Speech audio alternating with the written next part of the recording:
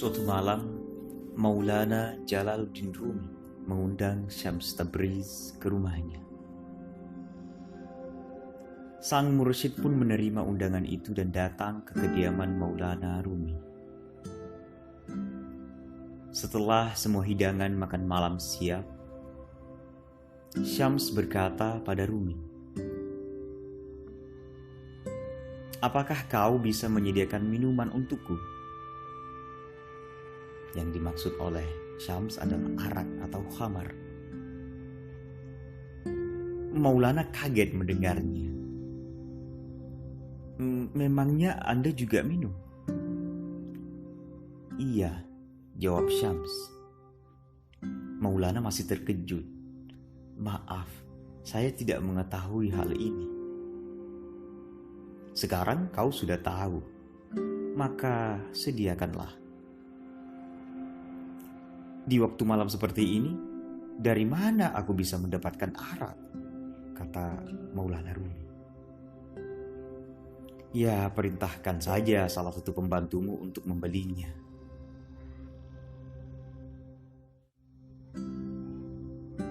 Lalu Rumi berkata, "Tapi kehormatanku di hadapan para pembantuku akan hilang. Masa saya beli minuman? Masa saya beli arak? Kalau begitu, kau sendiri pergilah keluar untuk membeli minuman itu. Seluruh kota mengenalku. Bagaimana bisa aku keluar membeli minuman?" Lalu Syams berkata lagi, "Kalau kau memang muridku, kau harus menyediakan apa yang aku inginkan. Tanpa minuman, malam ini aku tidak akan makan, aku tidak akan berbincang, dan aku tidak bisa tidur." Karena kecintaan pada Syams, akhirnya Maulana Rumi memakai jubahnya. Berangkat. Dia menyembunyikan botol di balik jubah itu dan berjalan ke arah pemukiman kaum Nasrani. Sampai sebelum ia masuk ke pemukiman tersebut, tidak ada yang berpikir macam-macam terhadapnya. Namun begitu ia masuk ke pemukiman kaum Nasrani, beberapa orang terkejut dan akhirnya menguntitnya dari belakang. Mereka melihat Rumi masuk ke sebuah kedai arak. Ia terlihat mengisikan botol minuman, kemudian ia sembunyikan lagi di balik jubah lalu keluar. Setelah itu ia diikuti terus oleh orang-orang yang jumlahnya bertambah banyak. Hingga sampailah Maulana di depan masjid tempat ia menjadi imam bagi masyarakat di kota itu.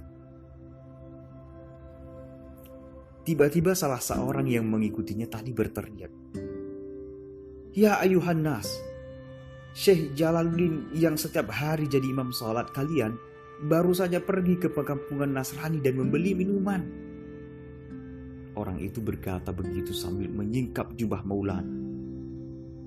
Khalayak pun melihat botol yang dipegang Maulana. "Orang yang mengaku ahli zuhud dan kalian menjadi pengikutnya ini membeli arak dan akan dibawa pulang." Orang itu terus saja berbicara. Orang-orang bergantian meludahi muka Maulana, memukulinya hingga sorban yang ada di kepalanya itu lengser ke lehernya.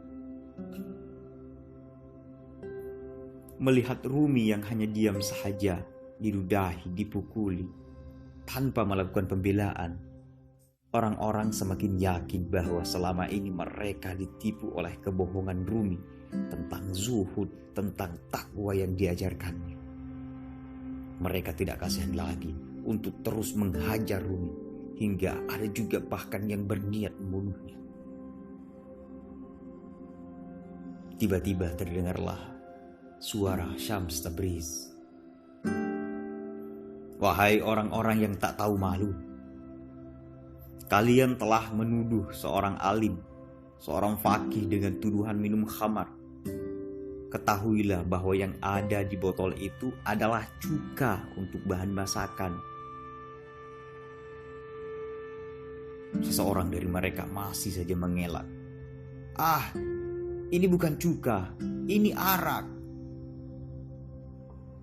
Syams lalu mengambil botol dan membuka tutupnya.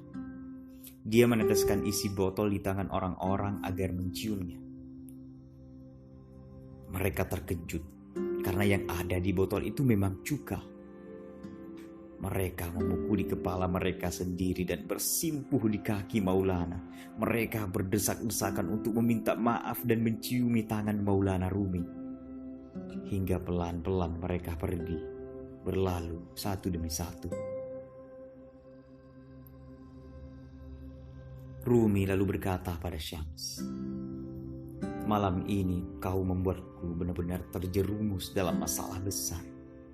Sampai aku harus menodai seluruh kehormatan dan nama baikku sendiri. Apa gerangan maksud semua ini?"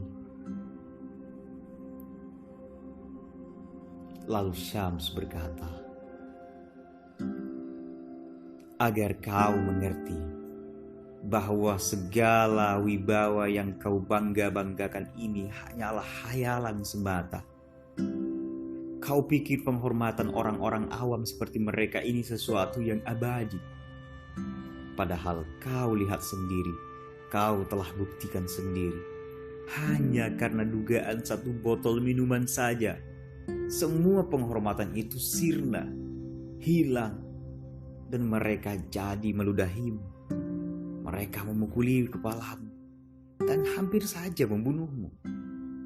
Inilah kebanggaan yang selama ini kau perjuangkan, kau banggakan, dan akhirnya lenyap dalam sesaat.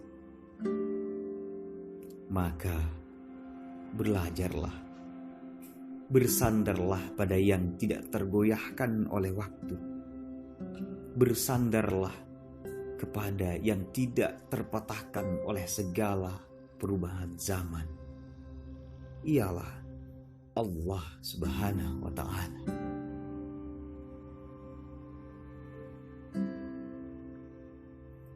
Semenjak itu, Rumi memasrahkan seluruh dirinya pada sang guru. Ia lepaskan seluruh kitab-kitab yang selama ini menjadi panduannya. Ia hanya mendengarkan suara gurunya. Ia mencintai gurunya. Ia jadikan gurunya sebagai matahari, sumber cahaya, dan dirinya menjadi rembulan. Rembulan yang mendapatkan cahaya dari limpahan sang matahari. Demikianlah kisah ini. Semoga bermanfaat. Terima kasih.